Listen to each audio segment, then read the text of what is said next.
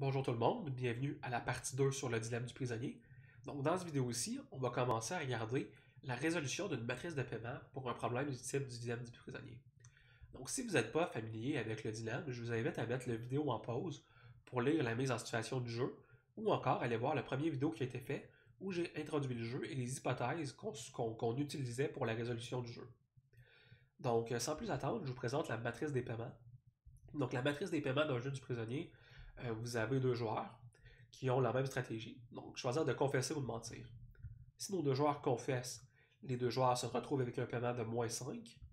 Si un des joueurs décide de confesser alors que l'autre ment, à ce moment-là, le joueur qui confesse se retrouve avec un paiement favorable de 0 et le joueur qui ment avec un paiement de moins 10. Inversement, étant donné que c'est un jeu symétrique, si c'est le joueur 2 qui confesse alors que le joueur 1 décide de mentir, eh bien vous avez le joueur 1 qui se retrouve avec la pénalité et le joueur 2 qui se retrouve avec le paiement de 0. Et si nos deux joueurs préfèrent mentir, eh bien à ce moment-là, ils se retrouvent dans un équilibre où les deux ont une simple pénalité de moins 2. Donc ça, c'est le dilemme du prisonnier. Et essentiellement, on peut le regarder déjà un petit peu avant même d'essayer de trouver un équilibre de Nash.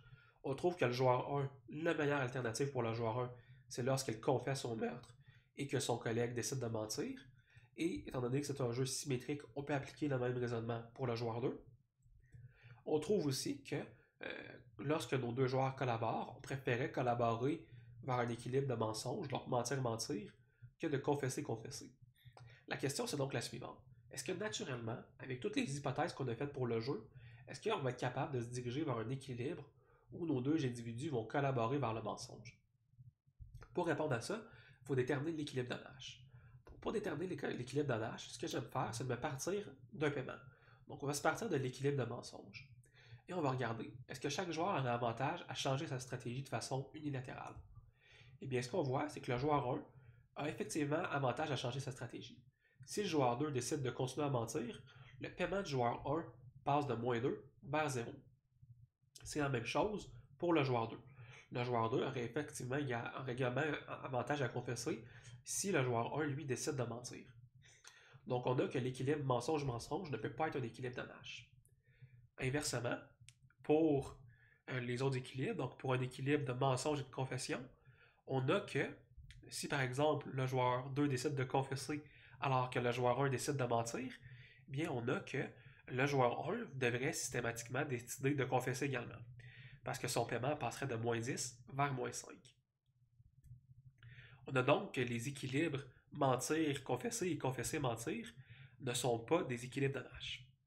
En fait, le seul équilibre de Nash d'un dilemme du prisonnier, c'est l'équilibre où les deux joueurs décident de confesser. Et comment est-ce qu'on est capable de voir que c'est cet équilibre-là? Eh bien, c'est en établissant les stratégies dominantes.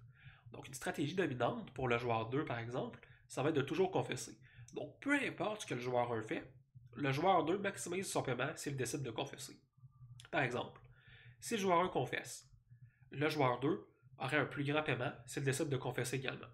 Donc, moins 5 est plus grand que moins 10. Inversement, si jamais le joueur 1 décide de mentir, eh bien, le joueur 2 maximise encore son utilité s'il décide de confesser aussi. Donc, si on se met dans la peau du joueur 1, du joueur 2, il n'y a aucune raison de décider de mentir. Parce que peu importe ce que le joueur 1 fait, confesser va toujours lui apporter une plus grande utilité. C'est la même chose pour le joueur 1. Donc, on préfère le même raisonnement pour le joueur 1 et se rendre compte que le joueur 1 n'a jamais avantage à mentir. Donc, qu'est-ce qu'on a finalement comme équilibre? On se retrouve que le seul équilibre de Nash disponible dans ce jeu-là, c'est la double confession. Donc, il n'y aura pas de collaboration dans notre dilemme du prisonnier. Et c'est donc notre seul équilibre de Nash. Naturellement, on préférait toujours, si on avait besoin de collaborer, on préférait toujours mentir. Donc, le double mensonge est favorable à la double confession pour nos deux joueurs. Mais sans la collaboration, ça va être impossible de l'atteindre. Et donc, le résultat du jeu, c'est que systématiquement, nos deux joueurs devraient se retrouver dans l'équilibre de confession, même s'ils auraient systématiquement préféré mentir. Et ça, c'est un résultat qui est très puissant. Et c'est pour ça que le résultat du jeu du prisonnier est un jeu en fait qui est si connu dans la communauté économique, parce que c'est une belle preuve de l'importance d'un système coercitif de collaboration. Un gouvernement, par exemple, ou encore une autorité religieuse. Donc, un moyen pour s'assurer que nos deux joueurs, qui quand ils agissent de façon égoïste, se retrouvent dans un équilibre qui ne leur est pas favorable. Donc, on essaie de trouver une façon de transporter nos deux joueurs vers une collaboration qui va leur être favorable. Et ça, c'est très fort en économie classique. Parce qu'en économie classique, une des hypothèses qu'on fait souvent, c'est qu'il y a deux joueurs qui maximisent leur propre utilité, qui agissent de façon égoïste, donc devraient trouver un équilibre économique qui va être efficace. Et bien là, ce que le dilemme du prisonnier nous dit, ce jeu-là, c'est pas forcément. Certains équilibres nécessitent la collaboration. Et quand on agit de façon égoïste, on n'est pas toujours capable d'engendrer cette collaboration-là. Et c'est pour ça que c'est un jeu qui est très connu. Naturellement, on a fait beaucoup d'hypothèses contraignantes sur le jeu du dilemme du prisonnier. Donc, ce que je vous invite à faire à titre d'exercice, c'est de regarder, est-ce qu'on est capable de relaxer ces hypothèses-là? Par exemple, le jeu fini, donc une hypothèse de jeu qui est fini ou une hypothèse encore d'aucun a priori. Est-ce qu'on est capable, en changeant ces hypothèses-là, de s'imaginer, pas nécessairement mathématiquement, mais juste s'imaginer une solution différente au dilemme du prisonnier?